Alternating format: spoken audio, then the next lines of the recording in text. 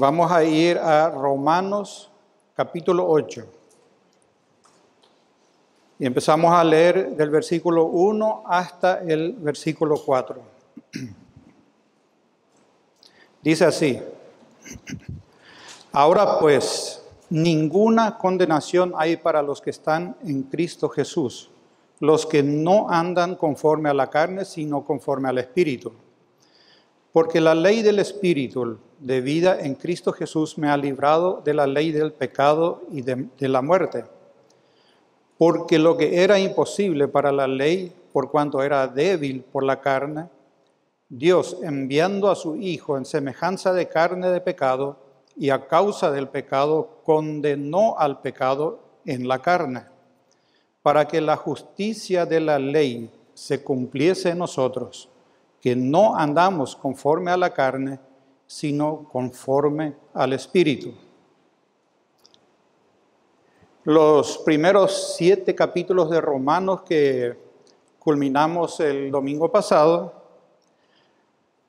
Pablo venía exponiendo la situación del hombre delante de Dios y su realidad de que está condenado por causa del pecado, y es lo que la Biblia entera también afirma y declara.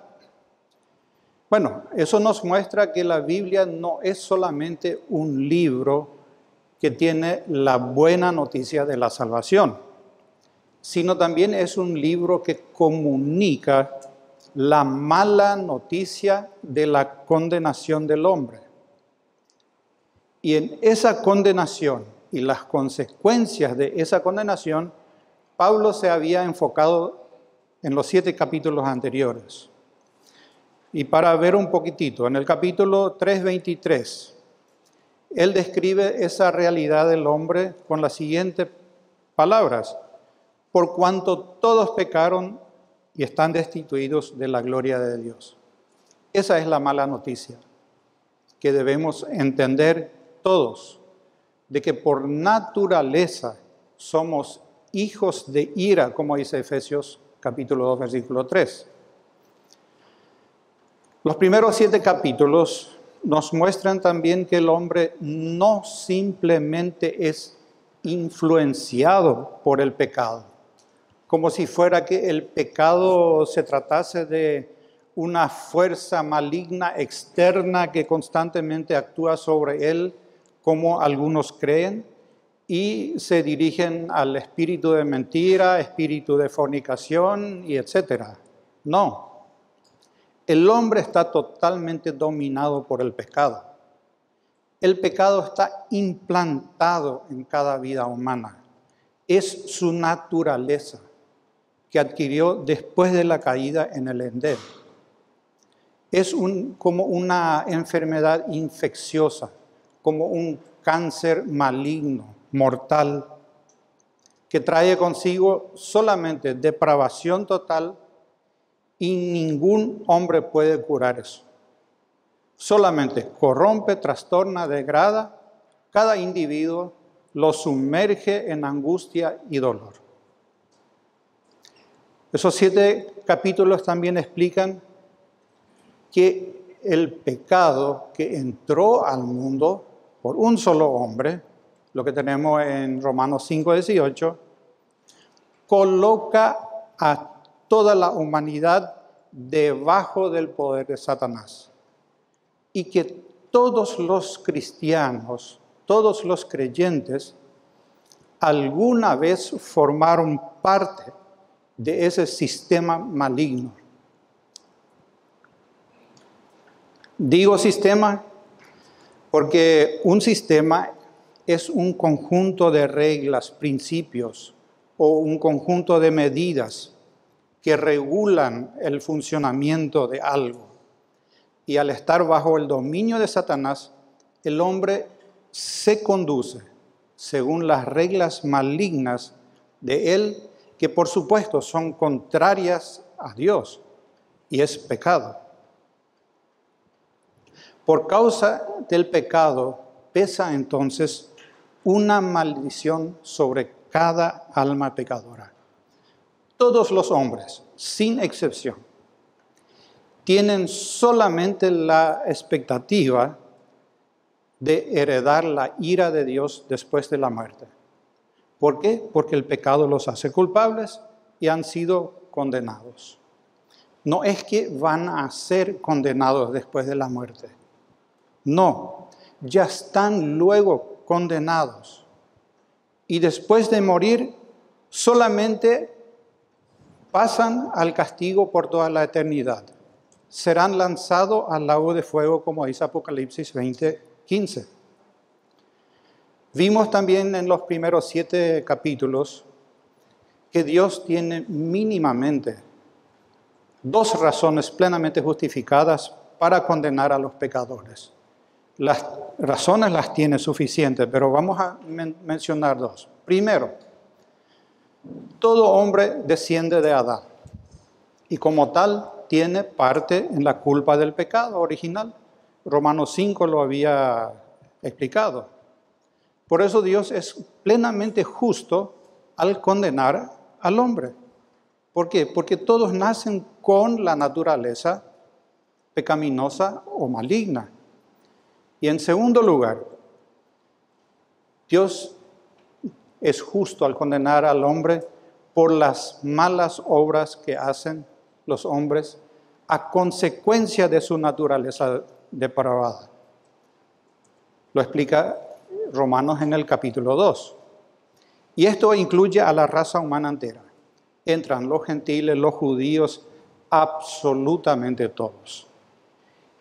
Y en el capítulo 3 declara Pablo todo lo que no hay en el ser humano. Todo lo que no hay. Y hace una lista larga. No hay justo ni aun uno. No hay quien busque a Dios. No hay quien haga lo bueno. Con su lengua engañan. Y sigue, y sigue, y sigue.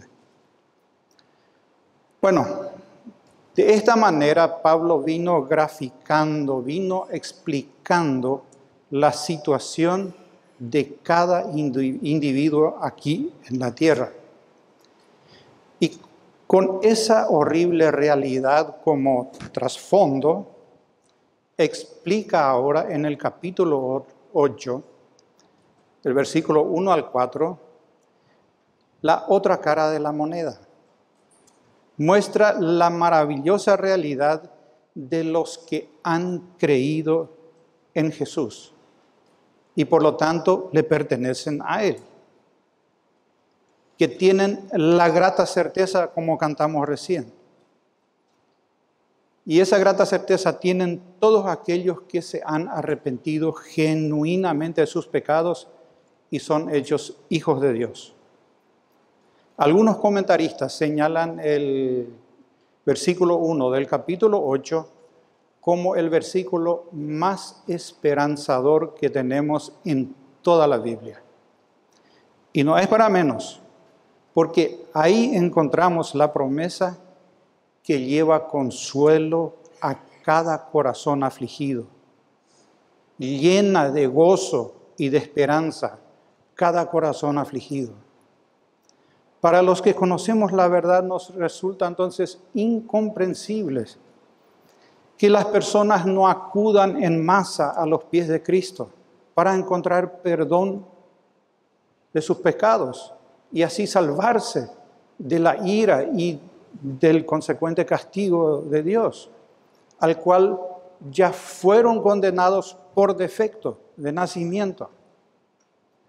Pero bueno, justamente ahí radica la tragedia más grande que causa el pecado.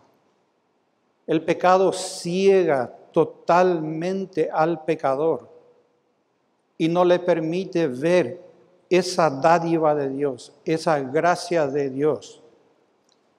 Y prefiere depositar su confianza en las mentiras de Satanás, que al final solamente conducen a la muerte. Ni siquiera se da cuenta que Satanás hasta se burla de él. Le induce a confiar en el dinero, confía y solamente es defraudado. Le induce a adorar imágenes y no consigue nada. Le persuade a confiar en el horóscopo. Conduce su vida basada en esas mentiras y solamente consigue más frustración, más angustia. Pero volvamos a nuestro texto y veamos lo que nos proponen estos 4 versículos que leímos recién y vamos a estudiar hoy. Como ya mencioné, se produce un cambio de enfoque en la epístola de Romanos a partir del capítulo 8. En el capítulo 8, del 1 al 4, encontramos que Pablo primero comunica una maravillosa sentencia de libertad para todos los creyentes. Afirma que ya no están bajo condena. Y para afirmar eso, se basa en una poderosa razón. No están bajo condenación porque están en Cristo. Después traza el camino por el cual vino esa libertad que goza el creyente. El acontecimiento que hizo posible para que eso ocurra.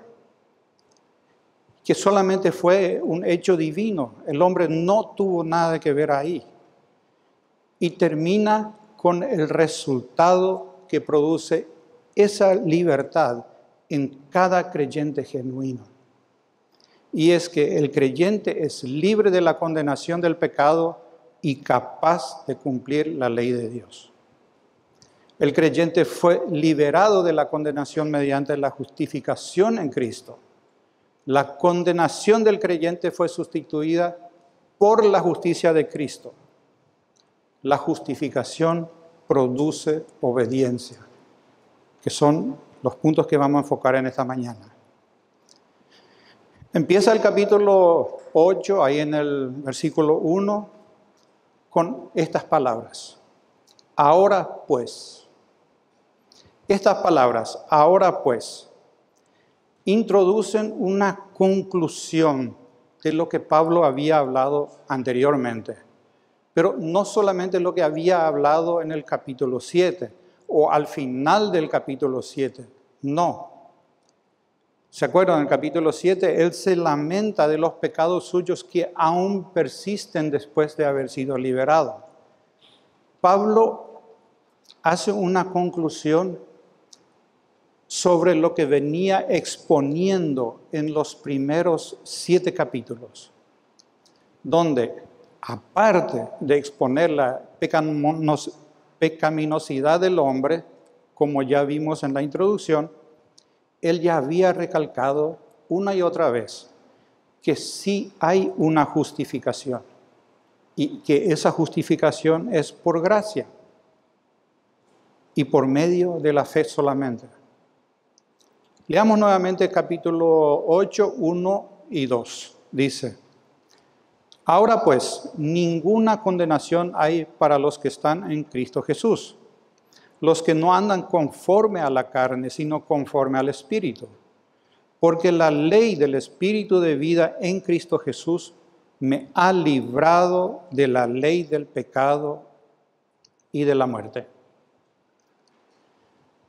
Cualquiera podría creer que después de ser salvo una persona, si vuelve a pecar, pues merecería un juicio adicional. Lo más lógico para nosotros, ¿verdad? Sin embargo, Pablo excluye totalmente esa posibilidad. Él declara firmemente que el creyente ya no está bajo condenación divina. ¿Por qué? Porque está en Cristo Jesús. Está fuera del alcance de la condenación o fuera de la sentencia. Ya no se le puede aplicar la condena. Este es el énfasis central de todo el capítulo 8 que vamos a ir desarrollando los siguientes domingos. Y voy a hacer un pequeño paréntesis porque quiero destacar algo en este punto. La salvación o la liberación de la condenación no vino mediante las preciosas enseñanzas de nuestro Señor Jesucristo que tenemos en la Biblia. Tampoco vino a consecuencia de su vida perfecta aquí en la tierra. Porque algunos admiran realmente a Jesús, porque fue un gran maestro. Y sí, claro, fue el predicador de los predicadores. Le comparan con otros destacados filósofos. Sin embargo, la salvación no vino mediante su vida perfecta ni sus enseñanzas. La salvación vino mediante su muerte en la cruz y su resurrección. Y todos los que creen eso, los que han puesto su fe en el sacrificio de Cristo y no en obras humanas, a ellos Pablo le dice ahora pues, ninguna condenación hay para ustedes. Están en un lugar seguro. No hay condenación. La palabra condenación que aparece aquí es un término que se usa en el ámbito legal. Se relaciona con el hecho de emitir una sentencia por un hecho punible o un hecho condenable. Y claro, cuanto mayor el delito, más severo el castigo al cual se le condena al culpable. Entonces resulta muy distinto recibir una condena por cruzar una luz roja en un semáforo que recibir una condena por un homicidio. Porque los castigos son diferentes, no son iguales. Creo que un asesino estará mucho más preocupado por su condena de lo que estaría un infractor de tránsito. Simplemente para destacar el enfoque, porque el enfoque, el peso de la palabra condenación está en el castigo que conlleva. En el capítulo 6:23, Pablo declaró que la paga del pecado es muerte. La condenación del pecado es muerte. Toda la humanidad está condenada o sentenciada al máximo castigo posible, muerte eterna. Y nadie tiene posibilidad de salir bajo fianza como acá se acostumbra. No, ni tiene esperanza alguna de apelación de su condena o una revisión de su condena. No. La condena está firme, muerte. Por eso resulta tan maravilloso para el creyente saber que su condena se levantó, se anuló. Escuchar o leer que ninguna condenación hay es impresionante. Que no puede ser juzgado nuevamente y ser hallado culpable.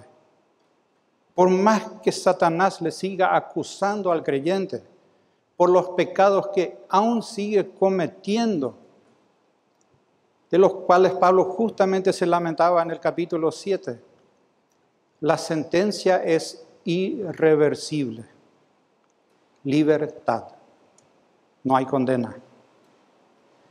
Y destaca al final del capítulo 8, en el versículo 31, si Dios es por nosotros, ¿quién contra nosotros? Si la Corte Suprema de todo el universo, el tribunal más alto que existe, nos declara libres y nos justifica, ¿quién más nos puede tocar o declarar nuevamente culpables? Nadie. Imposible que eso ocurra. Pero hay un detalle que tenemos que atender. Eso no quita que el conflicto que todo creyente tiene con el pecado se haya anulado. No. Mientras vivamos aquí en la tierra, vamos a tener conflictos con el pecado. Pero aún así, sigue habiendo ninguna condenación para él. ¿Por qué? Está en Cristo. Cristo pagó la deuda que había sobre él. Cristo sufrió el castigo en su lugar. Esa liberación, esa anulación de la condena, no significa tampoco que podemos vivir una vida licenciosa, en libertinaje, y hacer lo que se nos da la gana. No, porque lo que se anuló es la condena, no la disciplina divina, como dice en Hebreos 12:6. Porque el Señor al que ama disciplina y azota a todo el que recibe por hijo. La disciplina divina sigue. La condena del castigo eterno fue anulada. Tampoco nuestras responsabilidades hacia Dios se anularon. No, siguen tan vigentes como siempre. Dice Gálatas 6:7, no os engañéis, Dios no puede ser burlado, pues todo lo que el hombre sembrare, eso también segará. Aquí en la tierra seguiremos sufriendo las consecuencias de nuestros actos, sin falta. Seguiremos estando expuestos a diferentes pruebas, pero ya no pesa sobre nosotros la condena para el castigo de la muerte eterna. Eso se anuló. Y eso se aplica a todos los que están en Cristo, dice Pablo. O sea, a todo creyente genuino, porque estar en Cristo significa estar justificado, completamente libre del yugo del pecado, libre del peso de su castigo por la eternidad. Y quiero contrastar un poquitito la idea central del capítulo 7 de Romanos con la idea del capítulo 8, para una mejor comprensión. En el capítulo 7, Pablo destaca una triste realidad de todo creyente, absolutamente de todos. Desde el más débil, pasando por los más maduros, hasta llegar a un apóstol como Pablo. Él mismo se incluye. Todos tienen luchas con el pecado.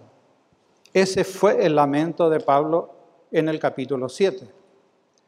Que por más que uno desea ya no pecar, no lo logra, no logra liberarse del todo aquí en la tierra. Y en los primeros versículos del capítulo 8 destaca otra realidad muy diferente. Aquí Pablo resalta la maravillosa noticia de que todo creyente, por más débil que sea, goza el tremendo privilegio de saber que ninguna condenación pesa sobre él. Igual como el más maduro, hasta un apóstol como Pablo. ¿Cómo eso es posible? Pues el versículo 2 lo dice. Porque la ley del Espíritu de vida en Cristo Jesús me ha librado de la ley del pecado y de la muerte. Esa es la poderosa razón que hace posible que el creyente ya no sea condenado. Es la base sobre la cual descansa firmemente la tajante afirmación de Pablo de que ninguna condenación hay para los que están en Cristo Jesús.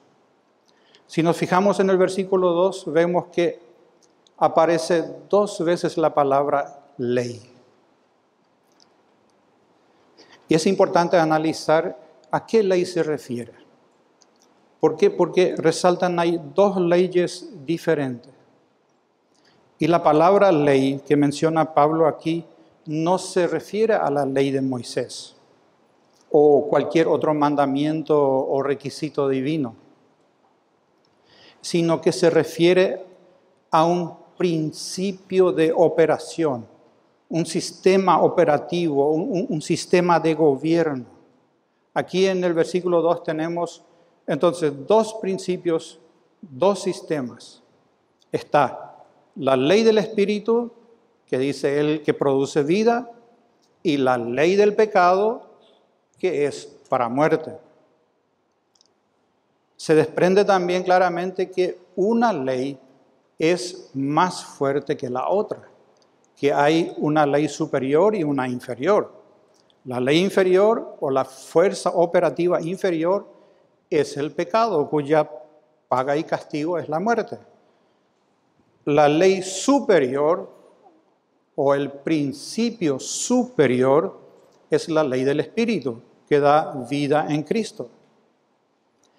Y la ley superior tiene potestad, tiene suficiente fuerza para librar a alguien que está debajo del dominio de la ley inferior y trasladarlo al dominio de la ley superior.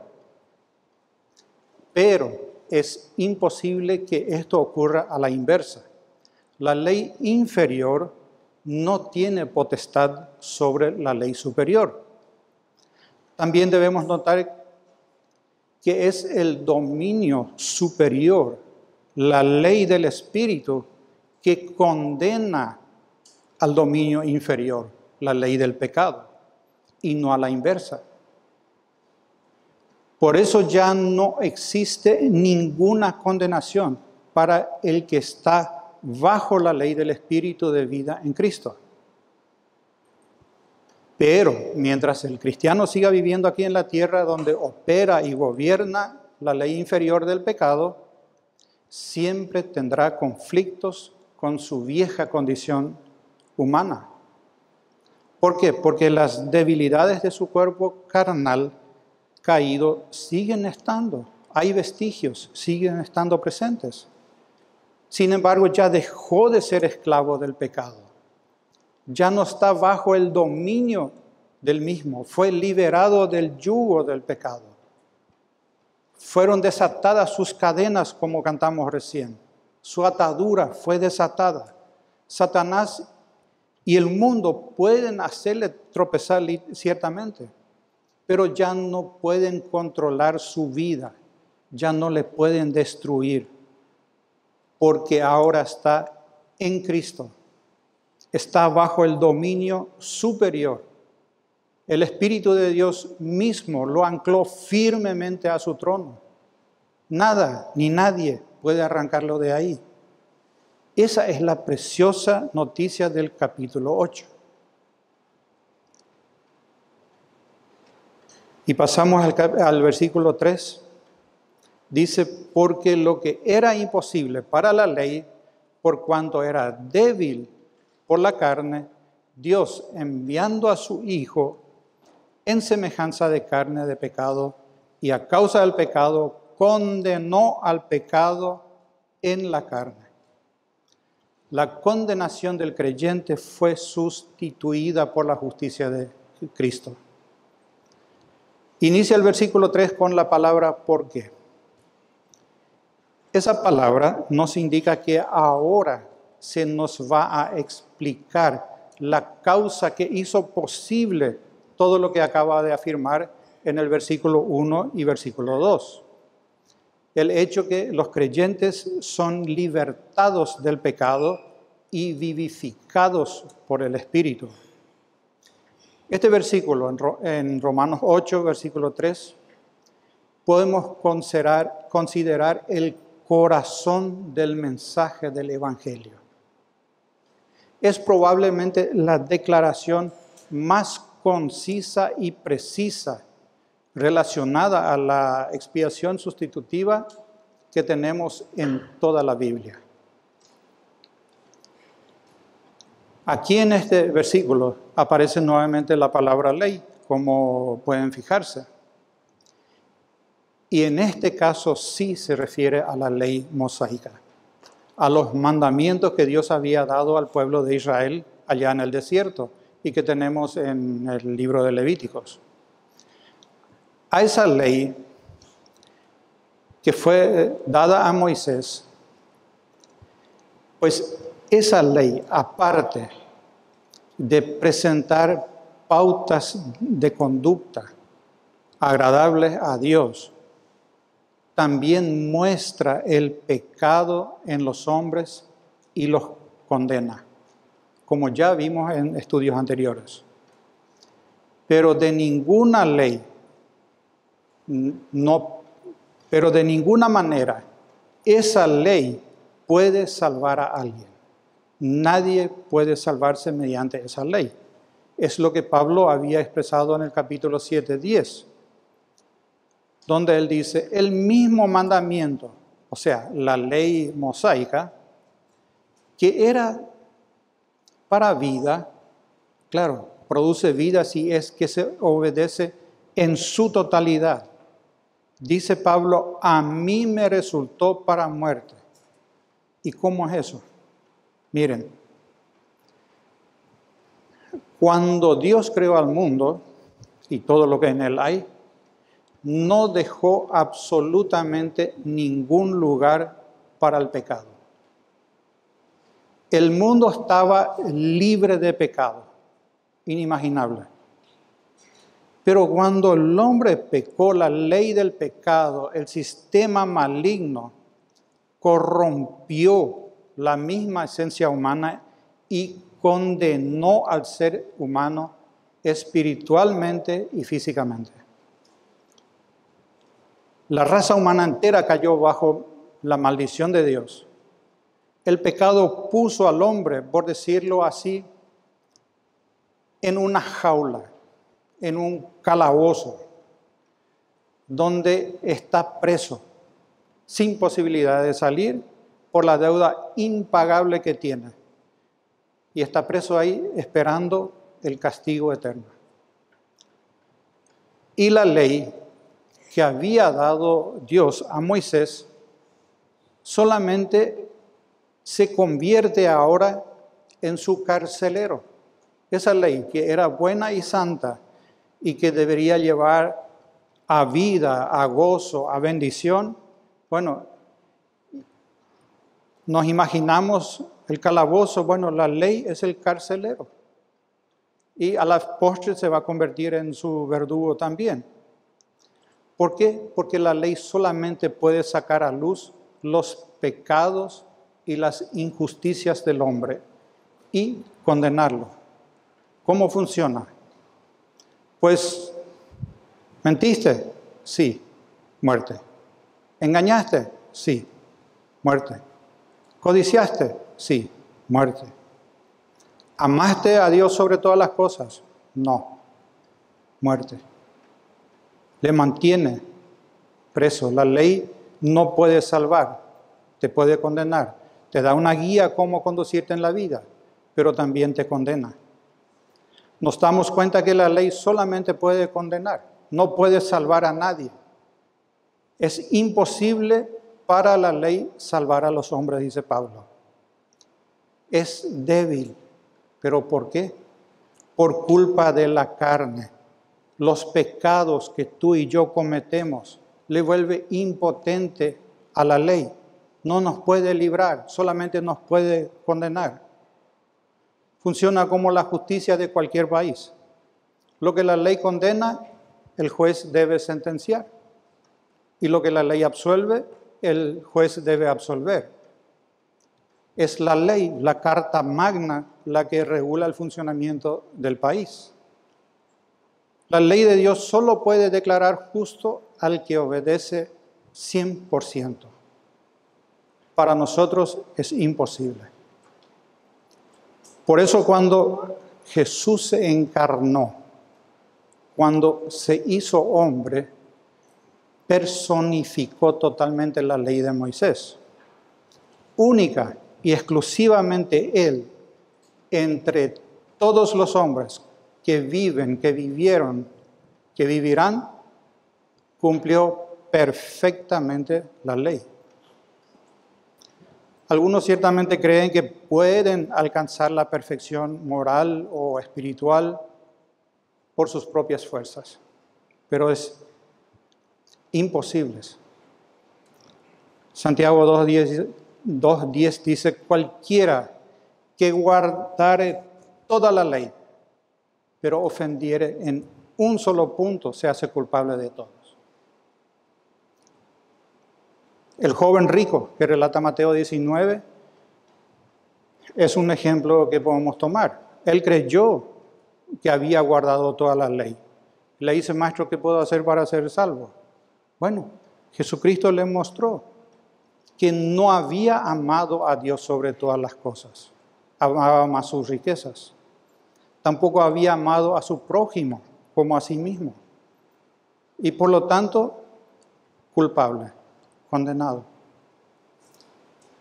Así también todos nosotros, la humanidad entera. Nos es imposible guardar toda la ley a la perfección para alcanzar la justicia. Y la ley no provee ningún otro medio para alcanzar la justicia que no sea la obediencia total y absoluta. Por eso la ley no puede salvar a nadie. Pero lo que la ley no pudo hacer por la raza humana caída, Dios lo hizo. Él lo hizo.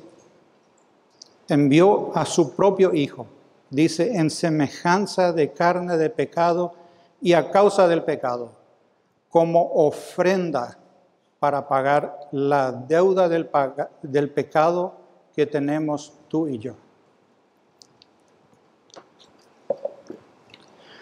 Aunque dice aquí que Jesús se encontraba únicamente en semejanza de carne, sí estaba revestido con un cuerpo de carne de pecado, igual que nosotros, tú y yo. Él tuvo los mismos sentidos que nosotros tenemos, las mismas emociones, fue 100% hombre. Bueno, nosotros tenemos un cuerpo humano de carne de pecado y dentro un alma humana. Somos humanos en cuerpo y alma. Jesucristo tuvo un cuerpo de carne de pecado, pero dentro estaba Dios. 100% Dios. Se había despojado de atributos que él gozaba en el cielo, los había dejado de lado, tomó un cuerpo de pecado de carne y se incorporó, se encarnó en ese cuerpo. Y estando en ese cuerpo de pecado fue tentado en todo, igual y quizás peor que nosotros. Tuvo hambre, tuvo sed, tuvo dolor, igual que todos nosotros, pero no pecó como todos nosotros. Resistió todas las tentaciones de Satanás y no le dio ningún lugar al pecado en su vida, como tú y yo sí lo hacemos. Imaginémonos lo que hubiera pasado si Jesucristo hubiese pecado. Pues ya hubiera sido incapaz de realizar el sacrificio por nosotros. Ya no habría ninguna posibilidad de salvarnos. Y es más, si hubiese cometido un pecado, ya hubiera sido incapaz de presentar el sacrificio primeramente, pero hubiera necesitado también un sacrificio para él. Fíjense. Y él era el único digno, como dice en Apocalipsis. Pensar en todo eso y saber que lo hizo por amor es impresionante. Venció al pecado estando en condición de hombre. Y por eso ahora puede ejercer el dominio total sobre el pecado y la muerte. Y puede librar del pecado y de la muerte a todo aquel que cree en él y hasta condenar al pecado y a la muerte. Él soportó la furia plena, la ira de Dios contra el pecado. Imaginémonos el escenario. Dios Padre, poniendo enfrente en el banquillo de acusados a su Hijo unigénito para juzgarle y castigarle por pecados que no cometió, para salvarnos a nosotros que sí le ofendemos. Impresionante. Por eso Él es la única esperanza que tienen los hombres para salvarse, para ser librados del dominio del pecado y la muerte, para no ser condenados al castigo que conlleva el pecado. Todo aquel que cree plenamente en Jesucristo, que se arrepiente genuinamente de sus pecados, es libertado de la ley del pecado y de muerte. por la ley del Espíritu de vida en Cristo Jesús, y no hay ninguna condenación para él. Entender eso, ¿qué produce en el creyente? Pues la justificación produce obediencia. Versículo 4 dice, para que la justicia de la ley se cumpliese en nosotros, que no andamos conforme a la carne, sino conforme al Espíritu. El creyente verdadero, el creyente genuino, el que fue libertado del yugo del pecado, tiene una característica. Tiene la característica de desear vivir una vida en justicia. Y de hecho, ahora puede hacerlo. Ahora tiene la capacidad de vivir una vida en justicia. Y esa capacidad que tiene el creyente de vivir una vida en justicia es el resultado y a la vez la evidencia de la obra del Espíritu Santo en la vida de una persona redimida. Porque con esfuerzos humanos es imposible. Tú y yo podemos hacer todo lo que querramos, no vamos a lograr. Cualquier intento es inútil. Pero el creyente genuino entiende que fue limpiado de sus pecados y que por gracia recibió en su interior una naturaleza divina nueva. Por eso anhela vivir una vida en santidad. Ya no se siente cómodo en una vida inmunda. Le molesta. Entiende también que Dios no le redimió para que haga lo que le plazca, sino para que haga lo que a Dios le agrada. Dios no le redime a nadie para que siga pecando, sino para que en los redimidos se cumpla la justicia de la ley, como dice Pablo. Lastimosamente algunos creen que en realidad no importa lo que hagan en su vida o con sus vidas. ¿Por qué? Porque no pesa ni una condenación sobre ellos y tampoco pueden perder su salvación. Entonces no importa lo que hagan. Miren, es imposible que el Espíritu Santo le induzca a un creyente genuino a pensar de esa manera. Tengámoslo en cuenta. Más bien, el creyente genuino anhela constantemente la santidad. Desea que se cumpla en él la justicia de la ley. Se esmera en la obediencia al máximo posible. Analiza permanentemente su vida y corrige cualquier defecto, cualquier pecado que haya. La última parte del versículo dice a los que no andan conforme a la carne, sino conforme al Espíritu. Y debo advertir que esto no se trata de una amonestación para que los creyentes vivan conforme al Espíritu. Aquí no está queriendo convencer a nadie, a ningún creyente, a que dejen ya de comportarse de manera carnal. Como, mira, ya sos grandecito, ya tenés tantos años en la iglesia, recapacitana, decidite a vivir una vida como corresponde. No. Y se trata de un asunto bien serio que nos debe preocupar a todos. Pablo señala aquí la característica distintiva que aplica a cada creyente genuino. Él diferencia los genuinos de los que no son redimidos. Porque todos aquellos que son de Cristo, que están en Cristo, sin excepción, poseen el Espíritu Santo en sus corazones. Y tener el Espíritu Santo y andar conforme al Espíritu no es cuestión de madurez espiritual, de ninguna manera, sino constituye la marca del creyente genuino. El sentido de la palabra original, que se traduce como andan, apunta a una costumbre habitual en una persona, un estilo de vida, una inclinación por defecto, como solemos decir, hacia una cierta conducta en esta vida. Ejemplo, Lucas dice que Zacarías y Elizabeth, los padres de Juan el Bautista, andaban irreprensibles. Pablo exhortó a los efesios a que ya no andéis como los otros gentiles. Juan afirma que si andamos en la luz. ¿Se entiende la idea?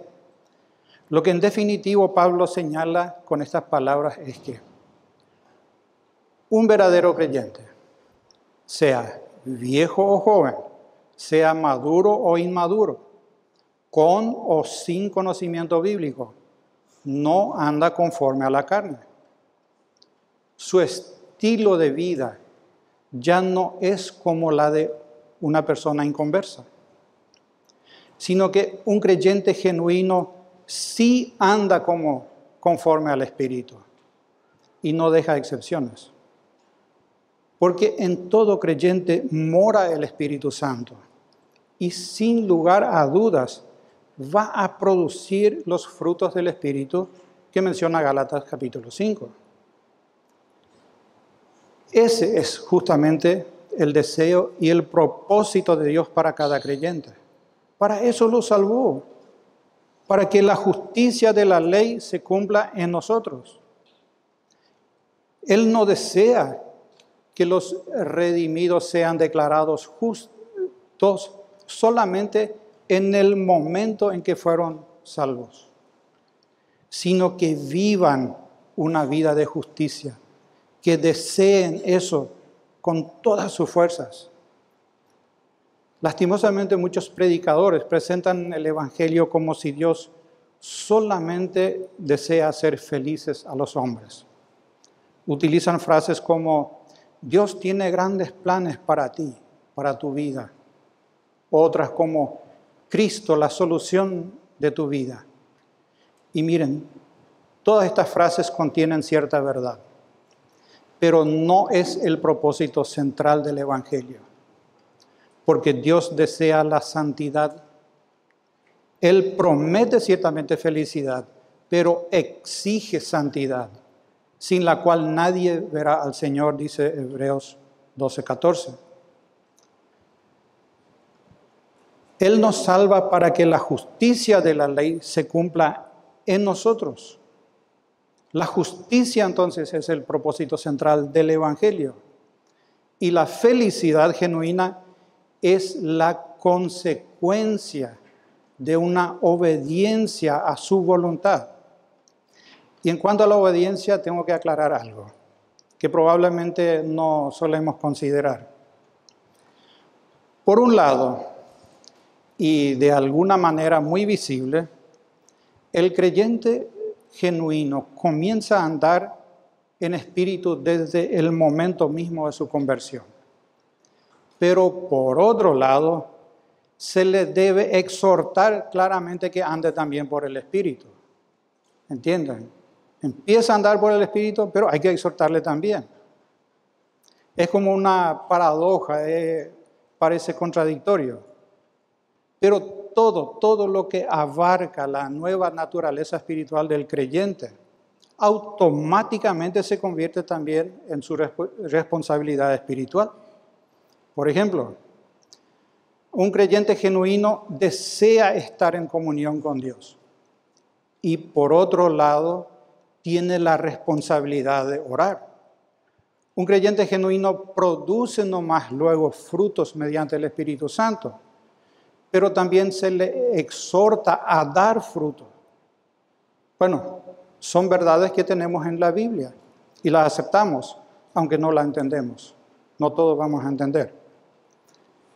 El creyente genuino tiene el deseo de obedecer y obedece, pero a la vez hay que recordarle su responsabilidad de obedecer. Para concluir, vemos que Pablo dice que ninguna condenación hay para los que están en Cristo Jesús, porque han sido librados de la ley del pecado y de la muerte por el Hijo que vino en semejanza de carne para que andemos en justicia. Miren, esa es la preciosa realidad del creyente en Cristo Jesús. Saber que no pesa ninguna condenación sobre él, que por gracia fue salvo por medio de la fe, que él no contribuyó en nada, sino que Cristo lo hizo todo. Pero esa realidad constituye a la vez su responsabilidad, su obligación. Cuando el creyente obedece la voluntad de Dios, no se trata de un mero legalismo, porque el que es genuinamente salvo desea hacer lo que Dios desea que él haga. No necesita ser chantajeado. Hace la voluntad de Dios naturalmente. No hace falta obligarle para eso. Quizás los de afuera, y cuando digo los de afuera, me refiero a los que no están en Cristo, los que están fuera del cuerpo de Cristo. Puede ser que ellos nos tilden de fanáticos, legalistas, extremistas, discriminativos, o no sé cuántos calificativos más puedan inventar, pero no es así. Cumplimos con nuestra responsabilidad como creyentes. Un ejemplo. Hoy yo deseaba congregarme con ustedes y vine. Y sé que Dios también deseaba eso para mí. Pero también era mi responsabilidad venir y congregarme hoy. Bueno, claro, yo tenía que dar el mensaje. Pero cuando no lo tengo que dar, igual es mi responsabilidad venir.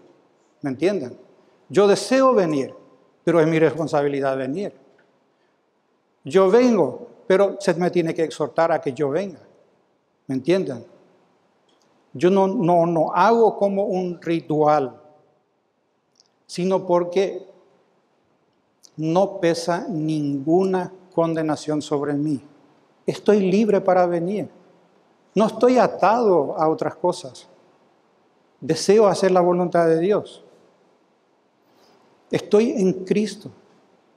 Y lo poco que aún comprendo de todo lo que significó para Dios y para Jesucristo, llevarme a su seno me estremece y no me deja indiferente.